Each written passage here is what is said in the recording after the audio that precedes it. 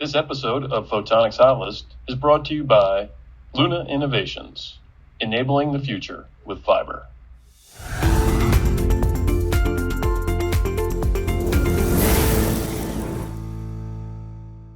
Hi, I'm Justine Murphy, Senior Editor of Laser Focus World, with a look at what's hot right now in photonics.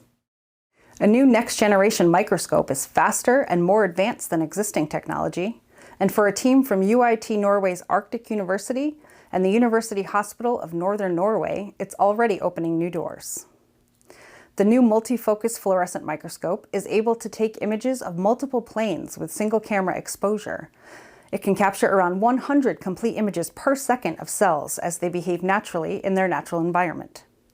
Simultaneously, the microscope removes background blur and haze from images by changing the illumination from that which floods the entire image to an ultra-fast scan of a thin sheet of laser light.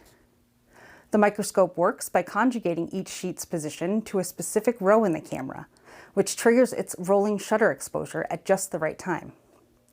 This allows it to capture only the light sheet illuminated areas of the sample volume.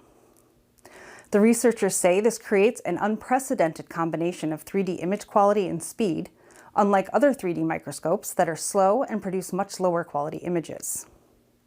The researchers plan to expand on the new microscope's capabilities and potentially make it commercially available. Alzheimer's is a horrible disease, and it can progress rapidly even before any behavioral signs or symptoms are discovered. But what if doctors could detect it faster and more effectively? Well, recent developments show it's possible. A team led by the University of Texas at Arlington is working on a dual-mode brain sensing device that can detect the disease quickly and non-invasively. The new system combines near-IR spectroscopy, a non-invasive imaging method that can quantify metabolic, neurovascular, or hemodynamic functions and activities in the human brain, with wireless electroencephalograms, or EEGs, which measure electrical activity in the brain and reflect dynamic neural activities. The system is compact and inexpensive too, and can be used in a more realistic setting, unlike existing methods that rely on MRI and PET scans. With the technology, the researchers will be able to identify neurophysiological biomarkers that can ultimately be used in screening for Alzheimer's for earlier, more rapid, and more accurate detection at mild or moderate to severe stages. The team will next conduct larger clinical trials to validate their findings.